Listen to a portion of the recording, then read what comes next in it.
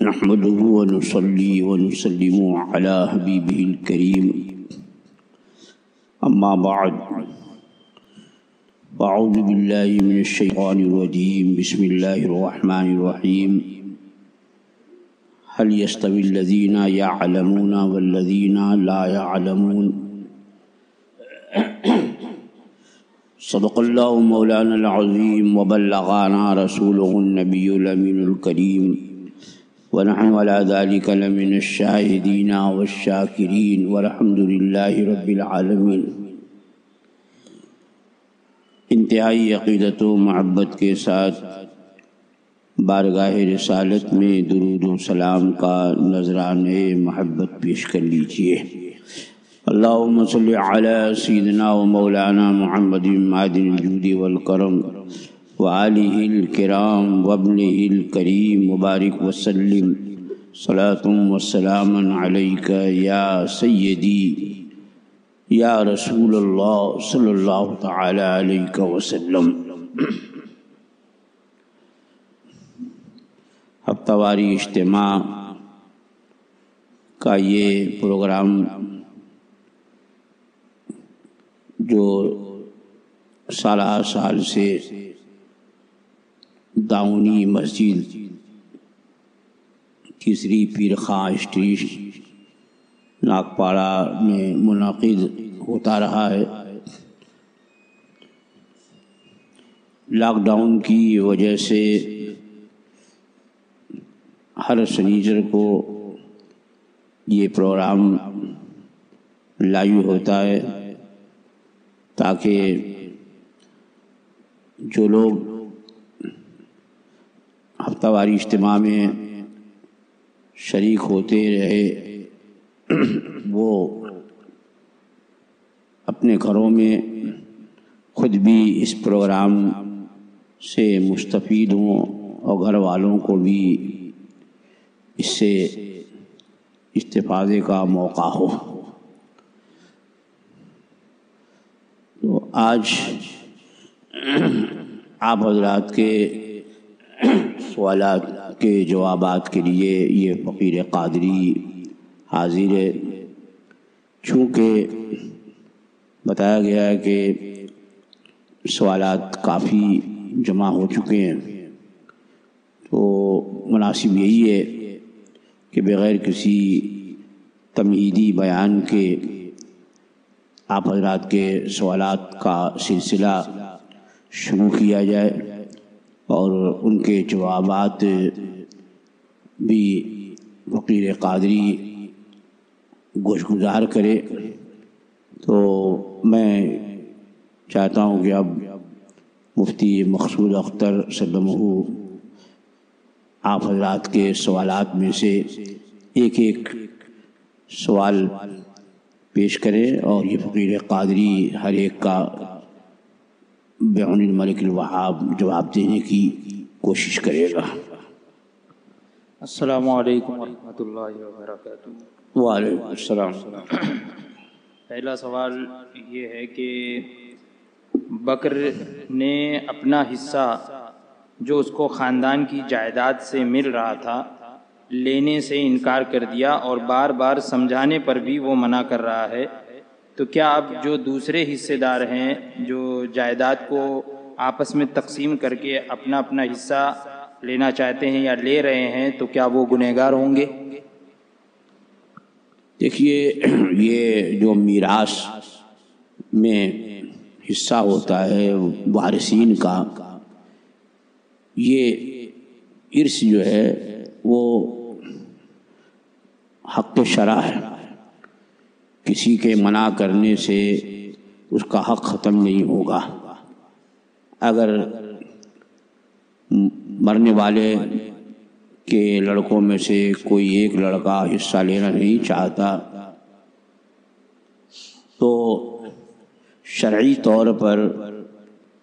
میراث کی جس طرح تقسیم ہوتی ہے تمام وارثوں کے حصص الگ الگ کیے جائیں اور ہر وارث کو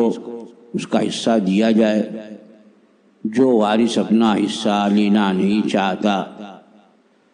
تو پہلے تو اسے دینے کی کوشش کی جائے، اور اگر وہ حصہ نہیں لیتا لیکن حصہ لگ چکا ہے اور ممتاز ہو گیا ہے کہ یہ فلاں کا حصہ ہے اتنا، تو اب چونکہ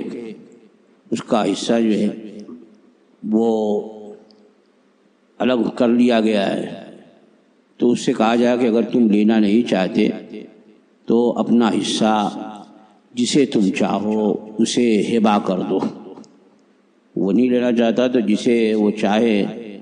وہ اپنے بھائی کو، اپنی بہن کو، کسی اپنے دوست کو، یا کسی مسجد پر، کسی مدرسے پر وقف کرنا، ہبہ کرنا، کیونکہ جب ممیز و ممتاز ہو گیا ہے اس کا حصہ، تو اب ہبہ کرنے میں اب ہبہ مشاع نہیں رہا کہ باطل ہو جائے، بلکہ یہ ہبہ غیر مشاع ہے، لہذا یہ ہبہ کرنا صحیح ہوگا۔ اور وہ ہبہ بھی نہیں کرتا ہے، کسی کو دے بھی نہیں رہا ہے، وقف بھی نہیں کر رہا ہے، تو پھر اس کے حصے کو محفوظ رکھا جائے، اور یا اس سے کہا جائے کہ کسی کو اپنا وکیل بنا دے اور وکیل جو ہے اس کو بیچ دے اور بیچ کر کے اس کی رقم اس کے حوالے کرے۔ بہرحال یہ ہے کہ صرف کہہ دینے سے اس کا حصہ ختم نہیں ہوگا، اس کا حصہ اس کے حوالے کرنا ہوگا، جو بھی صورت ہو وہ اختیار کی جائے، واللہ تعالی عالم۔ ایک صاحب کا سوال یہ ہے کہ وہ کہہ رہے ہیں کہ میری اصلاح کیجئے، جیسے کہ کل سورج گہن ہے اور شوال کے 6 روزے پورے کرنے کے لیے کل کے دن روزہ رکھنا یہ کیسا ہے، رکھ سکتے ہیں یا نہیں؟ سورج گہن میں روزے وغیرہ کی ممانعت نہیں ہے، بلکہ جب سورج گہن ہو تو زیادہ سے زیادہ عبادت کرنی چاہیے اور ذکر کرنا چاہیے، نماز سورج گہن کی ہے جو نفل بلکہ سنت موقدہ اسے پڑھنا چاہیے۔ تو روزہ رکھنا یہ ممنوع نہیں ہے، سورج گہن میں وہ روزہ رکھ سکتا ہے، شرعاً کوئی قباحت نہیں ہے اس میں، واللہ تعالی۔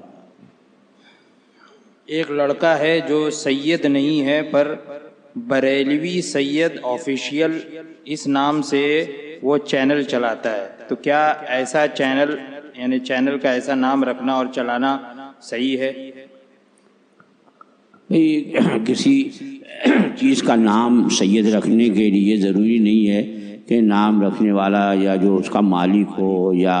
جو اس کا منیجر ہو وہ بھی سید ہو، کہ بہرحال سید یہ اس نے نام رکھا ہے چینل کا، یہ نہیں رکھا ہے کہ سید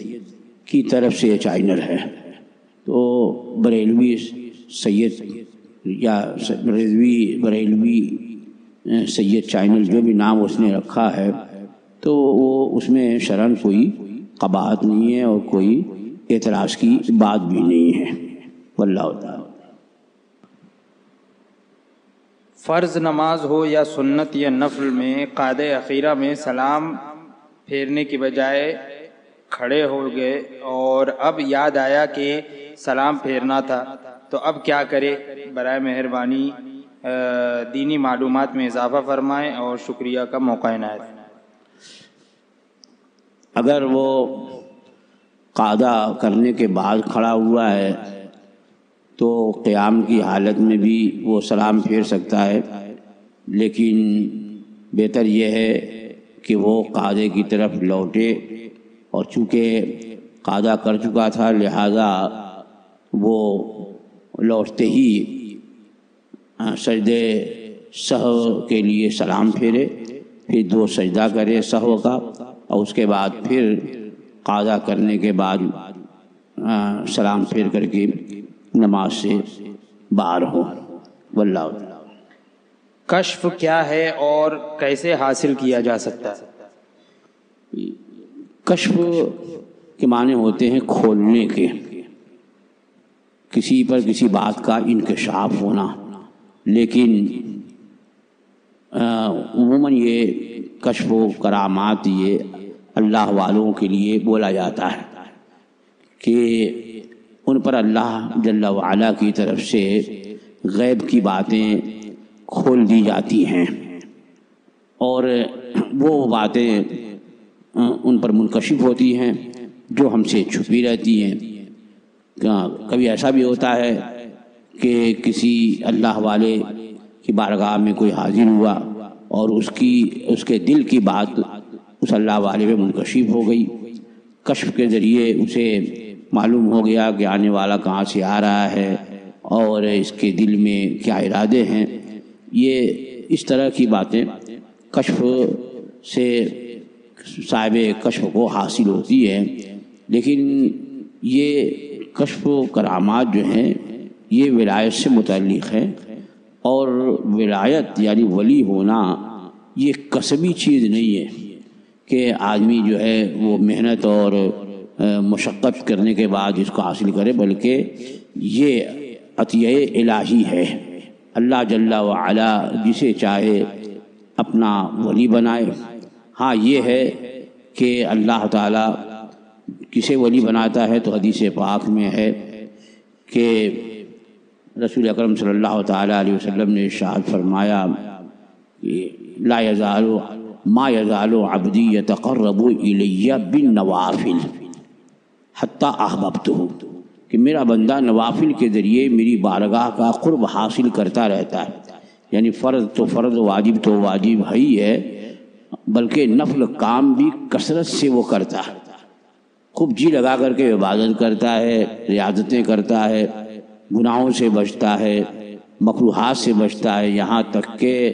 خلاف تقویٰ جو باتیں ہوتی ہیں ان ساری باتوں سے بچتا ہے، شریعت مطہرہ پہ وہ عمل کرتا ہے۔ تو اب اللہ ان میں سے جس بندے کو چاہتا ہے اپنا محبوب بنا لیتا ہے، حتی احببتہ، تو جسے محبوب بنا لیتا ہے تو اب خود اسی حدیث پاک میں بھی ارشاد ہوا کہ فَكُنْتُ سَمْعَهُ الَّذِي يَسْمَعُ بِهِ وَبَصَرَهُ الَّذِي يُبْصِرُ بِهِ وَيَدَهُ الَّتِي يَبْطِشُ بِهَا، کہ میں اس کے کان ہو جاتا ہوں جس سے وہ سنتا ہے، میں اس کی آنکھ ہو جاتا ہوں جس سے وہ دیکھتا ہے، میں اس کے ہاتھ ہو جاتا ہوں جس سے وہ پکڑتا ہے۔ تو یہ دیکھنا، یہ سننا، یہ بھی کشف ہی ہے کہ اللہ جل وعلا ہاتھ پاؤں کان ناک آنکھ ہونے سے مبرہ ہے، پاک ہے۔ یہ معنی ہے کہ اللہ تعالیٰ اس کو اپنی صفات کا مظہر بنا دیتا ہے۔ اب وہ دیکھنے کے لیے آنکھ کے محتاج نہیں ہوتے، سننے کے لیے کان کے محتاج نہیں رہتے ہیں، بلکہ وہ دیکھتے ہیں جو ہماری آنکھیں نہیں دیکھ پاتی ہیں، اور وہ سن لیتے ہیں جو ہمارے کان نہیں سن سکتے۔ تو یہ بھی کشفی کی صورت ہے۔ تو کشف جو ہے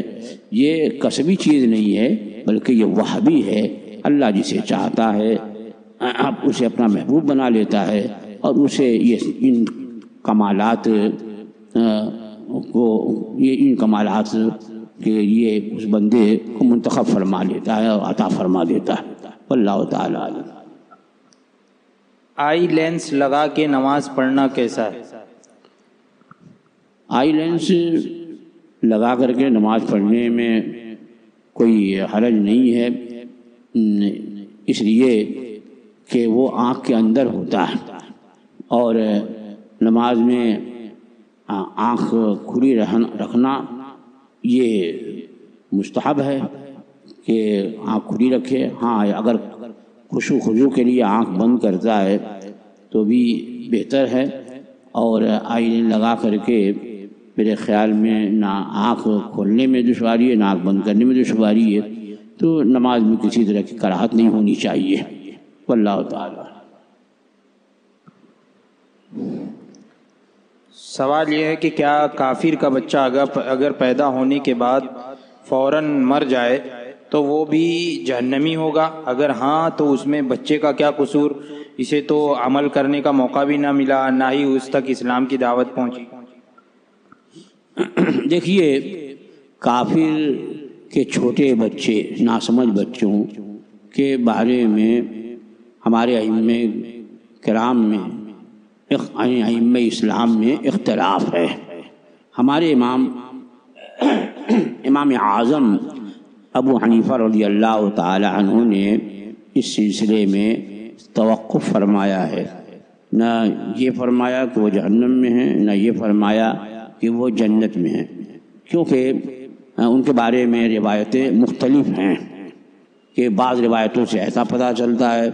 کہ ان کی پیدائش جو ہے فطرت اسلام پر ہے، تو جب فطرت اسلام پر ہے تو وہ جنتی ہونا چاہیے اس اعتبار سے، اور بعض روایت سے ایسا معلوم ہوتا ہے کہ سرکار نے فرمایا ہے کہ خدیجہ الکبریٰ رضی اللہ تعالی عنہا کہ ان سے کہ انہوں نے جب اپنے پہلے شوہر سے بچوں کے بارے میں پوچھا کہاں ہے، تو فرمایا فی النار، جہنم میں۔ تو چونکہ روایتیں مختلف ہیں اور معاملہ جو ہے وہ اخروی ہے، تو اس لیے ہمارے امام اعظم ابو حنیفہ رضی اللہ تعالیٰ عنہ نے اس میں سکوت فرمایا ہے، توقف کیا ہے، لہٰذا ہم بھی جو ہے اس پہ وہی اپنے امام کے مذہب کو، ان کے ہی موقف کو اختیار کرتے ہوئے نہ انہیں جہنمی کہیں گے نہ انہیں جنتی کہیں گے۔ اللہ بہتر جانتا ہے کہ ان کا مقام، ان کا ٹھکانہ کہاں ہے، واللہ تعالی۔ کیا قرض دیے ہوئے پیسے پر زکوٰۃ دینی ہوگی جس کا پتہ نہیں ہو کہ کب تک ملے گا؟ دیکھیے، قرض وہ اس مال کا مالک ہے، اس نے استعمال کے لیے قرض دار کو دیا ہے، لیکن مالک جو ہے وہ قرض خواہ یعنی جس نے قرض دیا ہے وہی مالک ہے، تو اسی کے ذمے اس کی زکوٰۃ ہے۔ ہاں یہ ہے کہ زکوٰۃ تو ہر سال فرض ہے، لیکن ہر سال واجب الادا نہیں ہے، بلکہ جب جو قرض دیا ہے اس کا 5واں حصہ اسے مل جائے تو اب اس کی زکوٰۃ دینا یہ واجب ہوگا۔ جیسے کسی نے کسی کو 1 لاکھ روپیہ قرض دیا تو اب اس پر 1 لاکھ کی زکوٰۃ تو ہے، اب 1 لاکھ کی زکوٰۃ اس سال ہے، لیکن اگلے سال جب اس نے نہیں دیا ہے تو اب 1 سال میں جو زکوٰۃ فرض ہوتی ہے اتنا کم کرے، کیونکہ 1 لاکھ پہ 2500 زکوٰۃ ہوتی ہے، تو اب اگلے سال 1 لاکھ میں 2500 کم کر کے زکوٰۃ کا حساب لگائے، پھر اس کے بعد جو سال آئے تو اس میں اتنا کم کر دے جتنا دوسرے سال میں زکوٰۃ سے کم ہوا۔ تو اس طریقے سے ہر سال کے زکوٰۃ کا حساب لگانا ہوگا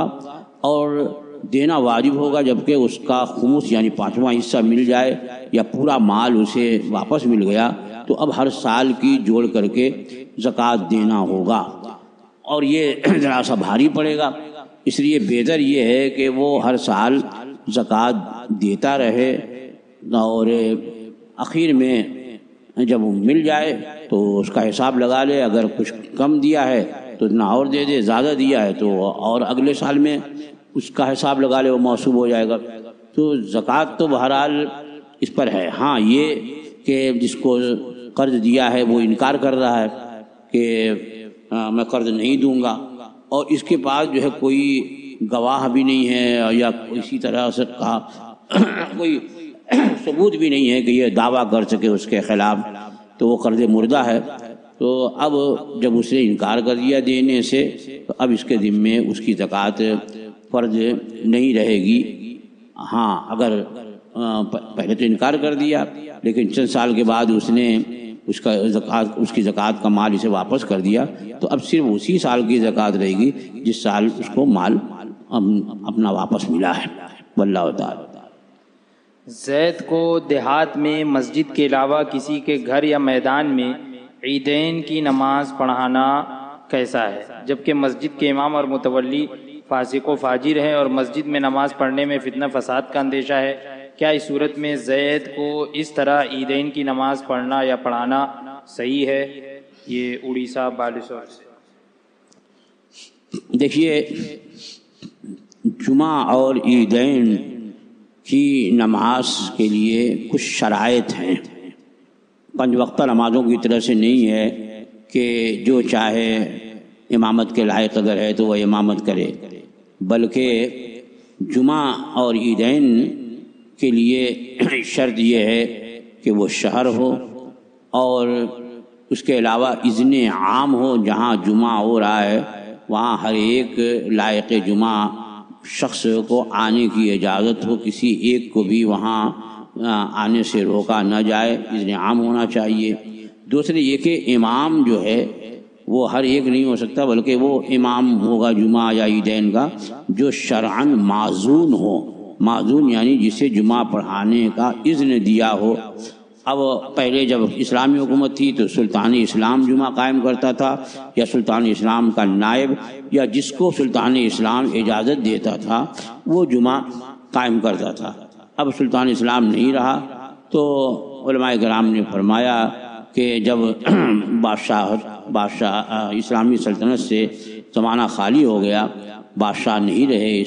مسلمان، تو اب جو اس شہر کا مرجع فتاوی عالم علماء بلد، یعنی شہر کا بڑا عالم ہے، مرجع فتاوی ہے،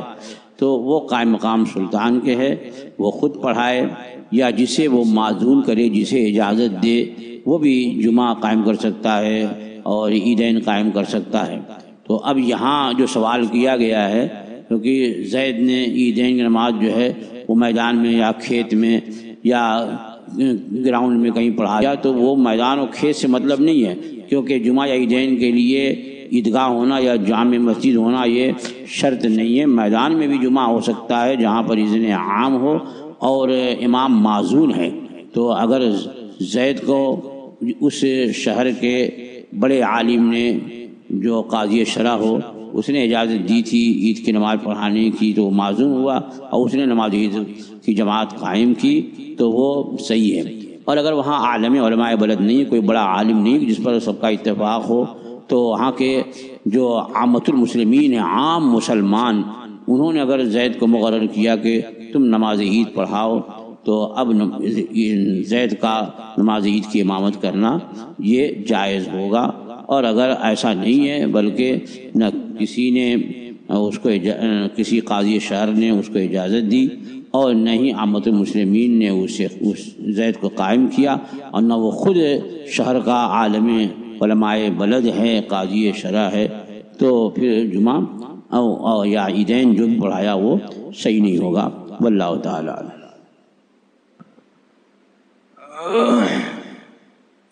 ایک شخص کا سوال ہے کہ میں مناظرہ دیکھ رہا تھا تو میں نے کہہ دیا کہ یزید سور کا بچہ، لیکن یزید جن کے بیٹے ہیں وہ صحابی رسول ہیں، تو اب کیا کریں؟ دیکھیے، عام بول چال میں کسی سے نفرت کے اظہار میں اس طرح کا لفظ بولتے ہیں، حالانکہ نہیں چاہیے، لیکن یہ جو لفظ بولتے ہیں تو وہاں پر اس کی مراد یہ نہیں ہوتی کہ اس کا باپ جو ہے وہ سور ہے اور اس کا یہ بچہ ہے، یعنی باپ سے نفرت نہیں بھی ہوتی، لیکن اگر بچہ جو ہے وہ بدعمل ہو یا شریر ہو یا بدمعاش ہو یا اس میں برائیاں پائی جاتی ہیں اور نفرت انگیز کام کرتا ہے، تو لوگ کہہ دیتے ہیں کہ اس کو یہ سور کا بچہ ہے، تو وہاں پر ان کا ذہن جو ہے وہ باپ کی طرف نہیں رہتا کہ اس کا باپ جو ہے وہ ایسا تھا اس لیے یہ ایسا ہے۔ پھر بھی چونکہ یہاں معاملہ عام انسانوں کا نہیں ہے بلکہ ایک صحابی رسول کا ہے، یزید جو بھی تھا، یزید فاسق فاجر ہے اور مستحق ما علیہ ہے، یعنی جو بھی اس پر اللہ کی طرف ہو سکتا ہے اس کا وہ مستحق ہے، مستحق عذاب ہے اور مستحق نار ہے، وہ سب ہے، لیکن اس کے والد حضرت سیدنا امیر معاویہ رضی اللہ تعالی عنہ صحابی رسول ہیں، اور وہ بھی خاص صحابی رسول، کیونکہ رسول اکرم صلی اللہ تعالی علیہ وسلم نے چند صحابہ کرام 12 یا 13 صحابہ کرام کو کتابت وحی کے لیے متعین فرمایا تھا، تو ان کاتبان وحی میں سے ایک ہیں حضرت امیر معاویہ، بلکہ سرور کائنات صلی اللہ تعالی علیہ وسلم کے خطوط مبارکہ کے لکھنے والوں میں بھی آپ کا شمار ہوتا ہے۔ تو بے شک وہ صحابی رسول ہیں اور اسلام کے پہلے بادشاہ ہیں، وہ لائق تعظیم ہیں، ہر صحابی کی تعظیم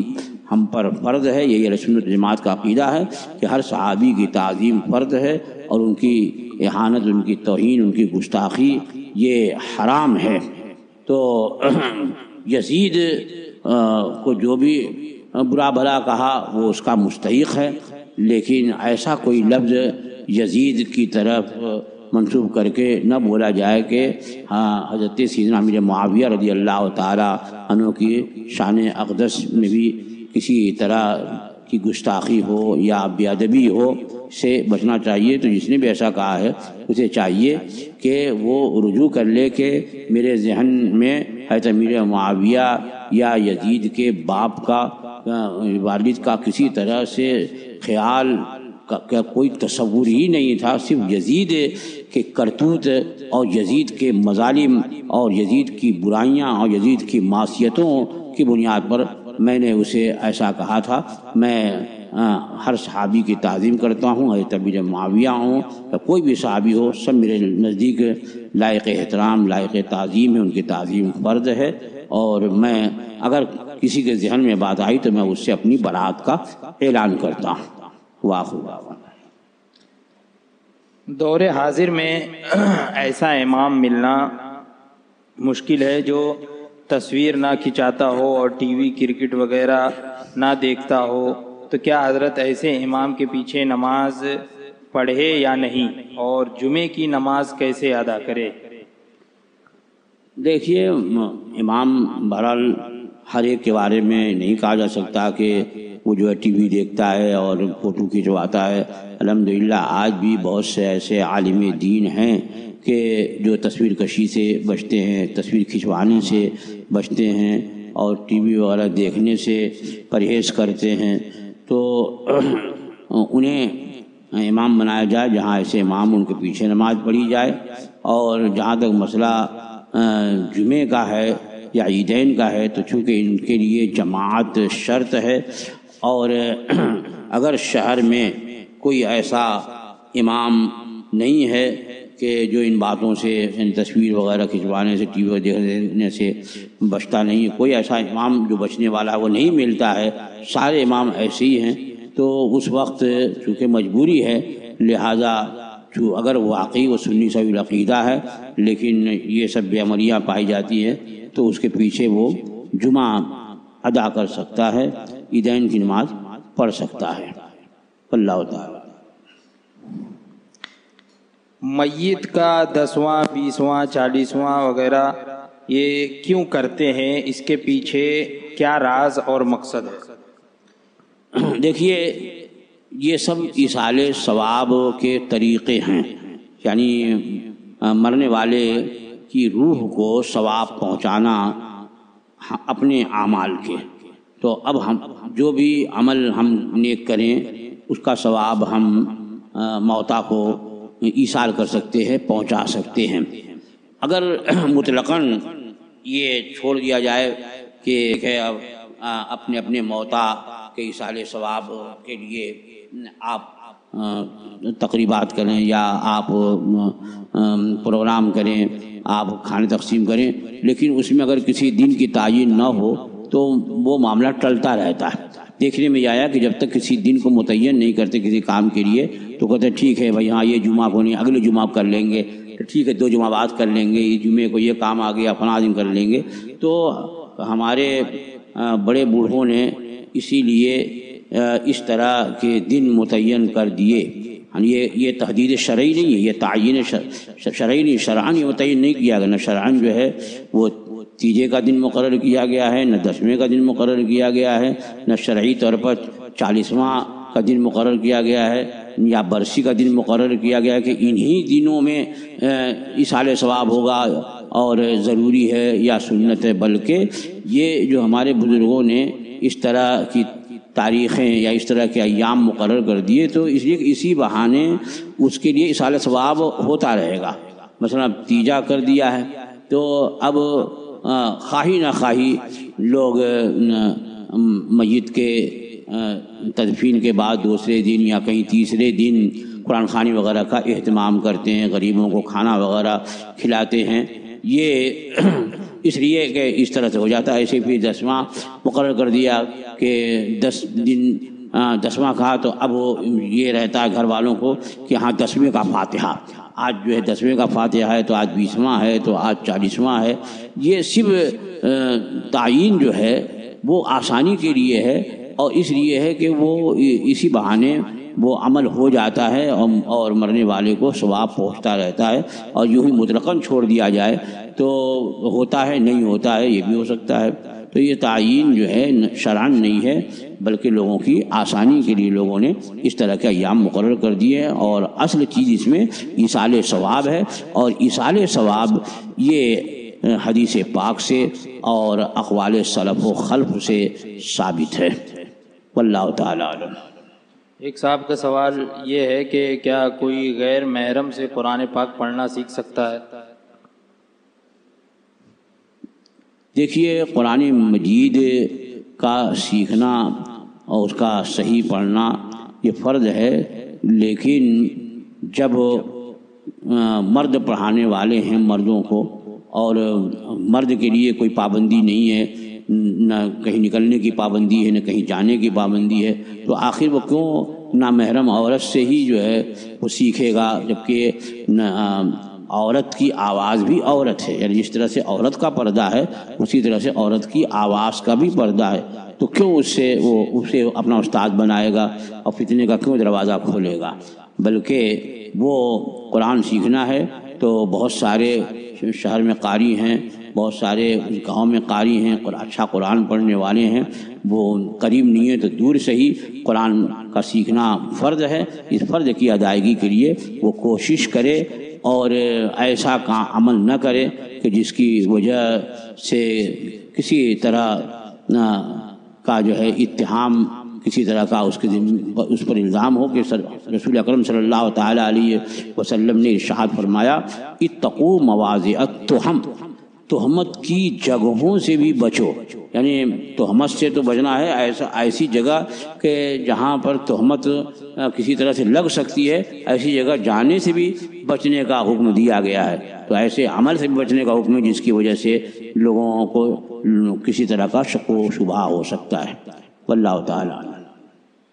اللہ تعالیٰ کو عاشق کہنا کیسا ہے؟ اللہ تعالی بے شک محب اور محبوب یہ لفظ بولا جائے گا، لیکن عاشق کا لفظ جو ہے وہ اللہ کی شان کے لائق نہیں ہے. اسی طرح سے عشق جو ہے یہ بھی اللہ کی شان کے لائق نہیں ہے اور عشق ہی سے عاشق بنا ہے. تو اس سے بھی علماء نے منع فرمایا ہے کہ اللہ تعالیٰ کو نہ عاشق کہے اور نہ معشوق کہے، بلکہ وہ محب ہے اور رسول اکرم صلی اللہ تعالیٰ علیہ وسلم اس کے محبوب ہیں. اور محبوب و محب میں نہیں میرا تیرا، جیسا کہ اعلیٰ نے فرمایا. لہٰذا اللہ کے لیے محب کا لفظ بولا جائے لیکن عاشق کا لفظ نہ بولا جائے. واللہ تعالی. سنت غیر موقدہ میں 2 رکعت کے بعد درود ابراہیم نہیں پڑھے اور کھڑے ہو کر ثنا بھی نہیں پڑھے تو کیا سجدہ سہو کرنا پڑتا ہے یا سجدہ سہو کرے بنا بھی نماز ہو جاتی ہے؟ دیکھیے اگر سنت موقدہ یا کوئی بھی نفل نماز، سنت غیر موقدہ، سنت غیر موقدہ یا کوئی اور نفل نماز جو سنت موقدہ کے علاوہ ہے 4 رکعت والی، تو اس میں اگر پہلے قاعدے میں کسی نے درود شریف نہیں پڑھا تو اس کی وجہ سے، اور ایسے ہی تیسری رکعت میں اس نے ثنا نہیں پڑھی تو اس کی وجہ سے اس پر سجدہ سہو واجب نہیں ہوگا، کیونکہ یہ واجبات سے نہیں ہے. درود پڑھنا یہ سنت ہے اور ثنا پڑھنا یہ سنت ہے، واجبات سے نہیں ہے. اور واجب کے ترک سے نماز میں کراہت آتی ہے اور بھول جائے واجب تو سجدہ سہو لازم ہوتا ہے، لیکن سنت کے ترک سے سجدہ سہو لازم نہیں ہوتا. لہذا اس صورت میں سجدہ سہو اس پر نہیں ہوگا. واللہ تعالی. تراویح کی 2 رکعت میں سلام پھیرنا بھول گیا اور کھڑے ہو کر 4 رکعت پوری کر لیا تو کیا سجدہ سہو کرنا چاہیے یا نماز دہرانی پڑے گی؟ دیکھیے اگر اس نے 2 رکعت پہ قاعدہ کیا، 2 رکعت پہ قاعدہ کیا اور پھر تیسری کے لیے بغیر سلام پھیرے کھڑا ہو گیا اور 4 رکعت پہ اس نے سلام پھیرا، تو سجدہ سہو کی ضرورت نہیں ہے۔ ہاں اگر اس نے 2 رکعت پہ قاعدہ نہیں کیا تھا اور قاعدہ بھول کر کے کھڑا ہو گیا اور واپس نہیں آیا، یہاں تک کہ اس نے تیسری رکعت پوری کر لی، پھر ایک اور رکعت ملا کے 4 رکعت پوری کر لی، اور 4 رکعت پہ اب وہ سجدہ سہو کرے گا، 4 رکعت کا جب وہ قاعدہ کرے گا تو اس میں سجدہ سہو کرے گا، اور سجدہ سہو کرنے کے بعد نماز پوری کر کے سلام پھیرے گا، اور یہ 2 ہی رکعت مانی جائے گی۔ یعنی اگر وہ قاعدہ 2 رکعت پہ قاعدہ کر لیتا اور اس کے بعد پھر 4 رکعت پہ قاعدہ کر کے سلام پھیرا ہوتا تو وہ 4 رکعت مانی جاتی، لیکن اگر 2 رکعت پہ اس نے قاعدہ نہیں کیا، تیسری کے لیے کھڑا ہو گیا اور اب 4 پوری کر کے اس نے نماز سجدہ سہو کر کے نماز مکمل کی، تو اب یہ 2 ہی رکعت مانی جائے گی، 4 رکعت نہیں مانی جائے گی۔ واللہ تعالی۔ سگریٹ کا دھندا جائز ہے یا نہیں؟ دیکھیے سگریٹ پینا جو ہے وہ ناجائز یا حرام نہیں ہے، ہاں ناپسند کہا جا سکتا ہے کہ اس میں منہ میں ایک طرح کی بو پیدا ہوتی ہے، تو اگر سگریٹ پیا ہے تو آدمی کو ذکر کرنا ہے، نماز پڑھنی ہے، مسجد میں جانا ہے تو اچھی طرح سے کلی وغیرہ کر کے کہ منہ میں بو نہ رہے تو ہی مسجد میں جائے اور ذکر کرے۔ اس وجہ سے منہ میں بو آتی ہے تو اسے ناپسند کہا جا سکتا ہے، ہاں چونکہ اس میں نشہ نہیں ہوتا، سگریٹ وغیرہ میں نشہ نہیں ہوتا ہے۔ ہاں زیادہ سگریٹ پینا جو ہے صحت کے لیے مضر ہے، تو ہر چیز جو حد اضرار یعنی حد ضرر کو پہنچے، جس چیز سے بھی ضرر ہو تو شرعاً اس چیز کو ممنوع قرار دیا گیا ہے۔ یہاں تک کہ مٹی پاک ہے، لیکن مٹی اگر تھوڑی سی جو کہ ضرر نہ پہنچے، تھوڑی سی اگر چاٹ لی ہے کہیں تبرک کے طور پر تو اس میں اس کی ممانعت تو نہیں ہے، لیکن اتنی مٹی کھائے کہ اس سے بیماری پیدا ہو، ضرر نقصان ہو، تو وہ اتنی مٹی کھانا وہ جائز نہیں ہے۔ تو اسی طریقے سے سگریٹ یا بیڑی کا کثرت سے استعمال کی، جس کی وجہ سے کہا جاتا ہے کہ پھپھڑے کافی جو ہیں وہ متاثر ہو جاتے ہیں اور سانس لینے میں دشواری ہوتی ہے، یا اور کوئی بیماری حلق وغیرہ میں پیدا ہوتی ہے، تو اگر ایسی بیماری کا اندیشہ ہے تو وہ پھر نہ پیے، یا اگر پیتا ہے ضرورتاً ریاح یا قبض کو دور کرنے کے لیے تو بس اتنا ہی پیے جتنی ضرورت ہے، اور کثرت سے اور نقصان کی حد تک پہنچ جائے اس سے وہ بچے، کہ یہ جائز نہیں ہے۔ ایک صاحب نے سونا گروی رکھا ہے تو زکوٰۃ کس کو نکالنا چاہیے؟ جس نے گروی رکھا ہے اس کو، یا یہ جس کے پاس گروی ہے اس، یا یہ جس کے پاس گروی ہے اس کو؟ دیکھیے اگر واقعی وہ سونا رہن رکھا ہے، گروی رکھ دیا ہے اور اس پر اس نے قرض وغیرہ لیا ہے،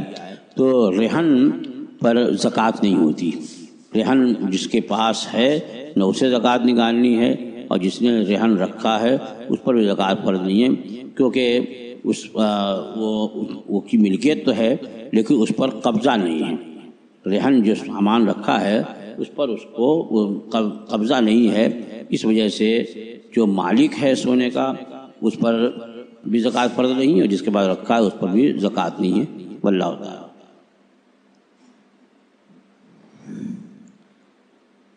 بھائی کے گھر میں کام کرنے والا نوکر ہے، رات دن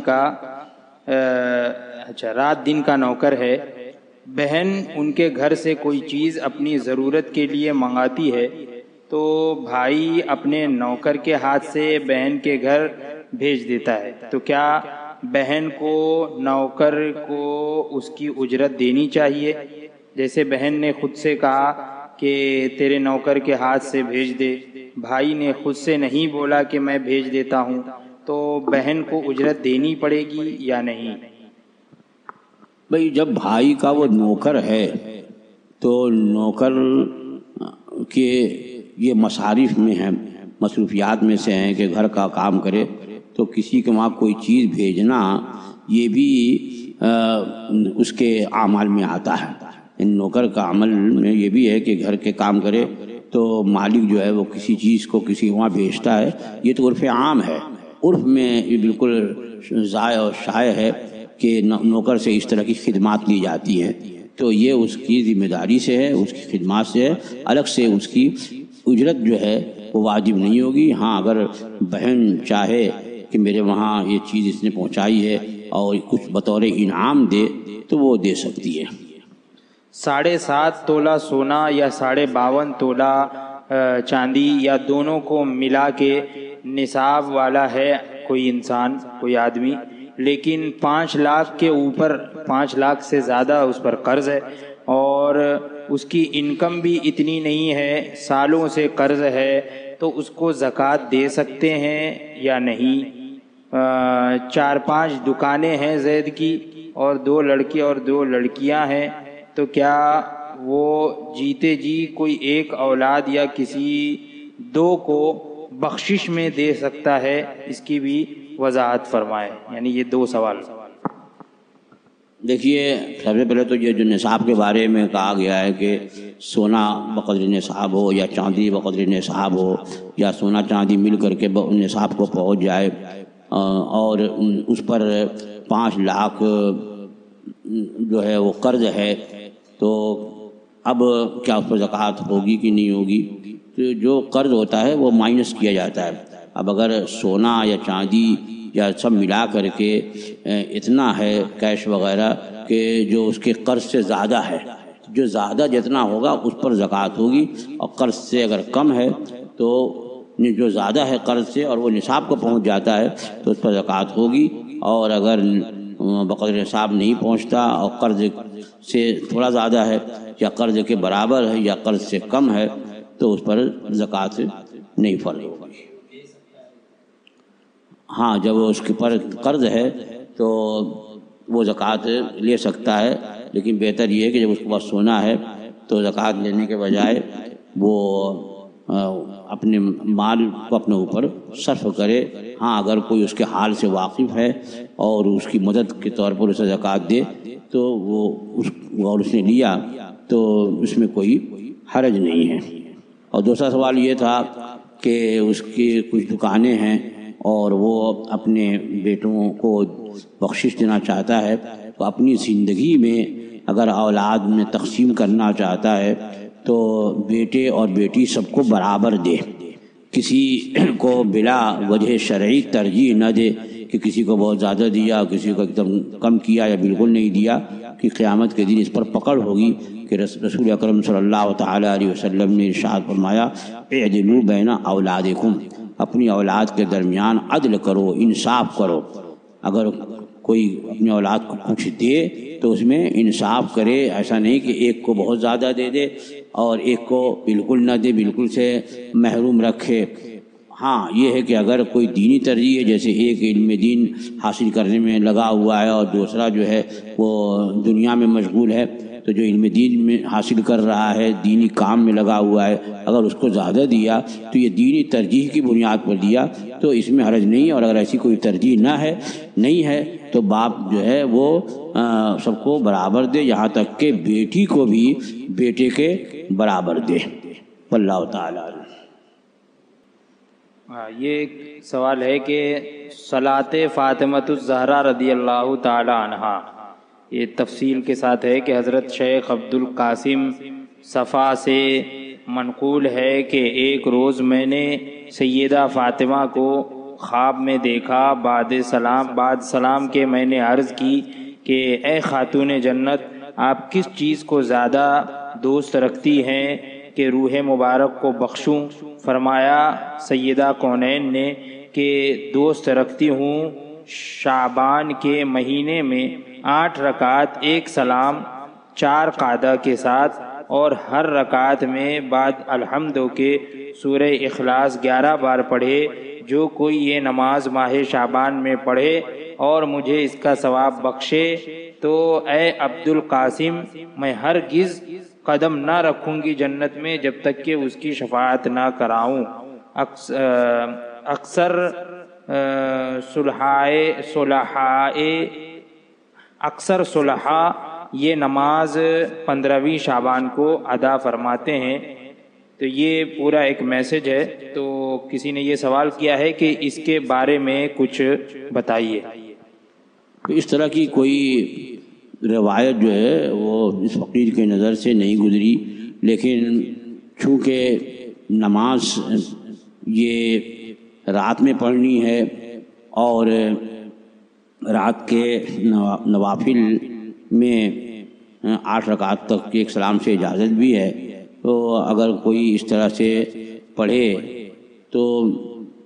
اور حضرت سیدہ فاطمہ الزہرا رضی اللہ تعالی عنہا کی طرف اس کی نسبت بھی ہے، اگرچہ اس نسبت کے بارے میں پورا یقین نہیں ہے، لیکن اگر وہ اس طرح کی نماز پڑھ کے اور حضرت خاتون جنت رضی اللہ تعالی عنہا کی روح پاک کو اصال ثواب کرے تو اچھی بات ہے، یہ اصال ثواب ہے. اور اگر روایت صحیح ہے تو ان کی خوشی بھی حاصل ہوگی اور ان کی شفاعت بھی حاصل ہوگی. اور لیکن یہ بات یقین سے میں نہیں کر سکتا، لیکن نماز پڑھنے میں کسی طرح کی کوئی قباحت نہیں ہے، بلکہ بہتر ہے کہ وہ پڑھے اور حضرت سیدہ فاطمہ الزہرا شہزادی رسول خاتون جنت رضی اللہ تعالی عنہا کی بارگاہ میں اس کا ثواب ایصال کرے. انشاءاللہ العزیز اس کا اسے ضرور اس دنیا میں بھی نفع حاصل ہوگا اور آخرت میں بھی نفع ملنے کی امید ہے. واللہ تعالی. ایک سوال یہ عرض ہے کہ جو جمعہ کی نماز نہیں پڑھاتا کیا وہ عید کی نماز پڑھا سکتا ہے؟ دیکھیے، عید یا جمعہ سے متعلق میں نے اس سے پہلے ایک سوال ہوا ہے، اس میں نے تفصیل سے ذکر کر دیا ہے کہ ہر ایک جو ہے نہ جمعہ پڑھا سکتا ہے اور نہ ہی عیدین کی امامت کر سکتا ہے. جو شرائط امامت جمعہ کے لیے ہیں وہی شرائط امامت جو ہیں وہ عیدین کے لیے بھی ہیں. واللہ تعالی. ایک صاحب کا سوال یہ ہے کہ آج کے دور میں نفلی صدقے کی مقدار کیا ہے؟ اب یہ سوال تو میرے سمجھ میں نہیں آیا کہ نفلی صدقہ کیا مطلب. صدقہ جو ہے عام طور پر جو بولا جاتا ہے تو مقدار صدقے فطر کی ہوتی ہے. جیسے اب کہا جائے صدقے فطر تو گیہوں جو ہے 2 کلو 45 گرام، جو ہے وہ 4 کلو 90 گرام. اسی طریقے سے جب کوئی جرم ہو جائے احرام وغیرہ میں حج یا عمرے کی صورت میں تو وہاں پر جو کفارہ ہے تو اس میں بھی صدقے کا ذکر ہے، تو وہاں بھی صدقے سے مراد جو ہے یہی ہوتا ہے کہ 2 کلو 45 گرام گیہوں یعنی نصف سا گیہوں یا 1 سا جو یہ صدقہ کرے. تو اب یہ جو صدقے واجبہ ہے اس کی یہ مقدار ہے، اور صدقے نافلہ کی کوئی مقدار نہیں ہے. مختصر چیز بھی جو کام کے لائق ہے وہ بھی صدقہ کر سکتا ہے، بلکہ آدمی کو اچھی بات کسی سے کہے وہ بھی صدقہ ہے. یہاں تک کہ حدیث پاک میں آیا کہ شوہر بیوی کے منہ میں جو لقمہ دیتا ہے وہ بھی صدقہ ہے. تو یا قرآن مجید میں ارشاد ہوا قول معروف مغفرۃ خیر من صدقۃ یتبعها اذی، کہ ایک اچھی بات اور کسی کو معاف کر دینا اس صدقے سے بہت بہتر ہے جس صدقے کے بعد تکلیف پہنچائی جائے. تو اس کی کوئی مقدار نہیں ہے، جتنا زیادہ دے اتنا ہی بہتر ہے. واللہ تعالی علم. قرآن شریف کی وہ آیات کریمہ کہ جو دعا ہیں کیا ان کو اپنے لیے دعا کے طور پہ کر سکتے ہیں، اور اس کا طریقہ کیا ہے؟ کیا ہمیں ان دعاؤں کو پڑھتے وقت ہمیں ہماری طرف سے کوئی لفظ کوئی الفاظ لگانے ہوں گے؟ ہاں، اپنے لیے بھی پڑھ سکتے ہیں. اب بہتر یہ ہے کہ اس میں اللہم کا اضافہ کر دے، جیسے قرآن مجید میں ربنا آتنا فی الدنیا حسنۃ وفی الآخرۃ حسنۃ وقنا عذاب النار. اب یہ دعا کے طور پر ہم اپنے لیے بھی اس کو پڑھ سکتے ہیں، اور اللہم لگا دیں تو اور بہتر اللہم ربنا آتنا فی الدنیا حسنہ، کہ اے اللہ، اے ہمارے رب، ہمیں دنیا میں بھی حسنہ عطا فرما اور آخرت میں بھی ہمیں حسنہ عطا فرما. تو یہ اس طرح سے اور جہاں پر بھی اس طرح کے الفاظ ہیں اور وہ بطور دعا اگر کوئی پڑھے، وہاں کسی طرح کی اگر کوئی ایسا لفظ بھی نہیں ہے جو کہ خاص ہو تو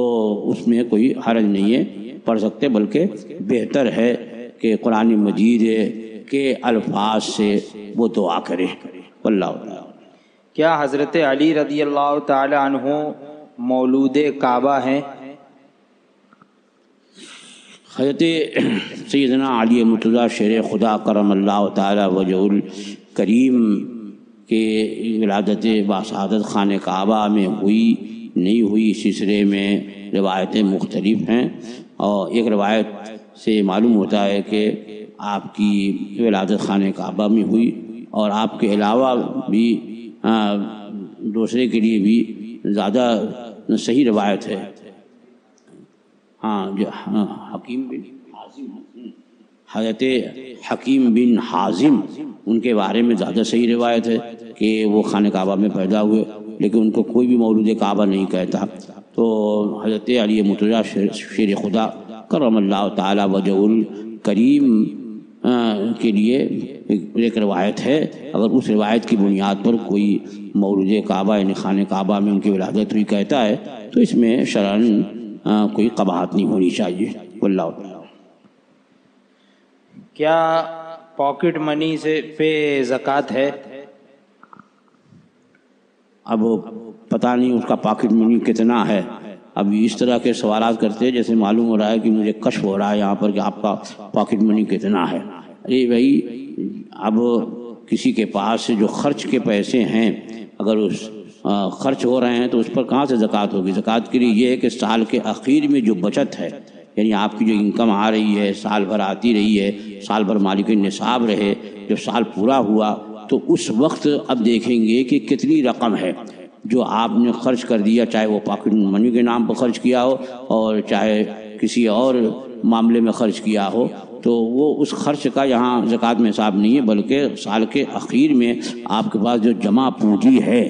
وہ بقدر نصاب ہے، تو اس پر حولان حول بھی ہے اور قدر نصاب بھی ہے، تو اس پر زکوٰۃ ہوگی۔ جو سال میں خرچ کر لیا آپ نے اس پر زکوٰۃ نہیں ہے۔ واللہ تعالیٰ۔ اور یہ آخری سوال ہے، یہ شعر ہے کہ گر وقت اجل سر تیری چوکھٹ پہ جھکا ہو، جتنی ہو قضا ایک ہی سجدے میں ادا ہو۔ یہ حضرت علامہ حسن رضا بریلوی علیہ الرحمہ کا شعر ہے، تو اس شعر کی کچھ تشریح فرما دیں۔ دیکھیے، یہ سرور کائنات صلی اللہ تعالی علیہ وسلم کی بارگاہ سے بالہانہ عقیدت اور محبت اور ایک دلی آرزو، ایک مومن کامل کی، ایک عاشق کی یہ آرزو ہوتی ہے کہ محبوب کے در پہ اس کی وفات ہو۔ تو یہاں یہ بتانا چاہ رہے ہیں کہ جتنی بھی میری تمنائیں، زندگی بھر کی جو تمنائیں ہیں، اگر آپ کے در پر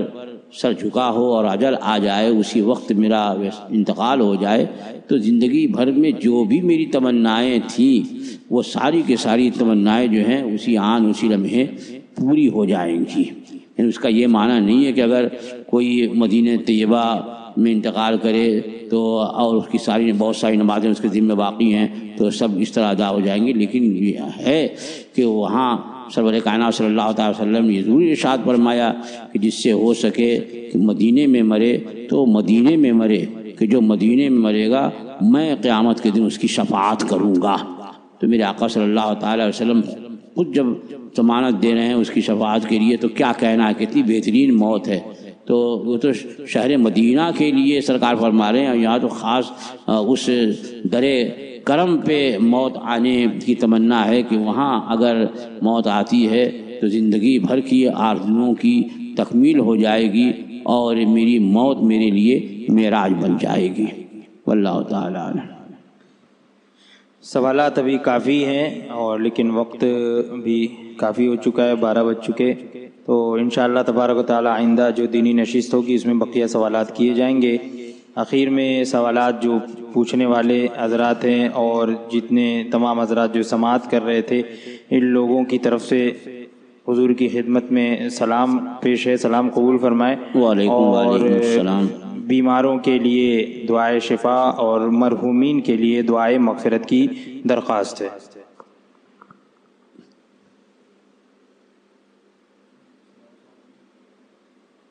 صلاۃ و سلام پڑھ لی پھر دعا۔ مصطفیٰ جان رحمت پہ لاکھوں سلام، شمع بز میں ہدایت پہ لاکھوں سلام، جی سوہانی گھڑی چمکا طیبہ کا چاند، جی سوہانی گھڑی چمکا طیبہ کا چاند، اس دل افروز ساعت پہ لاکھوں سلام، غوث اعظم امام تقی والنقا، غوث اعظم امام تقی والنقا، جلوہ شان قدرت پہ لاکھوں سلام، کاش محشر میں جب ان کی آمد ہو اور بھیجے سب ان کی شوکت پہ لاکھوں سلام، مجھ سے خدمت کے قدسی کہے ہاں رضا، مجھ سے خدمت کے قدسی کہے ہاں رضا، مصطفیٰ جان رحمت پہ لاکھوں سلام، غوث و خواجہ رضا حمید و مصطفیٰ، غوث و خواجہ رضا حمید و مصطفیٰ، پنج گنجے ولایت پہ لاکھوں سلام، جن کی صورت میں نور ولایت عیاں، جن کے فتووں سے روشن فقاہت کی شان، جن کا تقویٰ صداقت کا ہے ترجمہ، ہاں وہ اختر رضا علم کی کہکشاں، ہاں وہ اختر رضا علم کی کہکشاں، نازش اہل سنت پہ لاکھوں سلام۔ الصلاۃ والسلام علیک یا رسول اللہ، الصلاۃ والسلام علیک یا نبی اللہ، الصلاۃ والسلام علیک یا حبیب اللہ، الصلاۃ والسلام علیک یا خیر خلق اللہ، وعلی آلک واصحابک یا رسول اللہ صلی اللہ تعالی علیہ وسلم۔ اللهم صل على سيدنا ومولانا محمد صلاة تنجينا بها من جميع الأهوال والآفات، وتقضي لنا بها جميع الحاجات، وتطهرنا بها من جميع السيئات، وترفعنا بها عندك أعلى الدرجات، وتبلغنا بها أقصى الغايات من جميع الخيرات في الحياة وبعد الممات، إنك على كل شيء قدير. اللهم ربنا تقبل منا إنك أنت السميع العليم، وتب علينا إنك أنت التواب الرحيم. يا رب بالمصطفى بلغ مقاصدنا، يا رب بالمصطفى بلغ مقاصدنا، واغفر لنا ما مضى يا واسع الكرم. یا اللہ، یا رحمان، یا رحیم، دل مارا کن مستقیم، بحق ایاک نعبد و ایاک نستعین. الہ العالمین ملکہ بادشاہ پروردگارہ بندہ نوازا، جو کچھ بھی یہاں تیرا اور تیرے محبوبان بارگاہ کا ذکر جمیل ہوا اور جو مسائل شرعیہ بیان میں مولا، ان سب کو تو قبول فرما لے، اور ان سب کا ثواب بلا حساب مولا قدیر، سب جو کچھ بھی تیرے کرم سے ہو الہ العالمین وہ تیرے محبوبان بارگاہ کی بارگاہوں میں پیش ہے. الہ العالمین اس محفل پاک کو قبول فرما، اور جتنے سننے والے ہیں مولا قدیر ان تمام لوگوں کی حاضریوں کو قبول فرما، ان سب لوگوں کو نیکیوں کی توفیق عطا فرما، برائیوں سے بچنے کی توفیق عطا فرما، ہر فرض ہر واجب و سنتوں کو ان کے وقتوں پہ ادا کرنے کی ہم سب کو توفیق عطا فرما۔ الہ العالمین، جن لوگوں نے بھی جن مقاصد کے لیے بھی اس گنہگار فقیر سے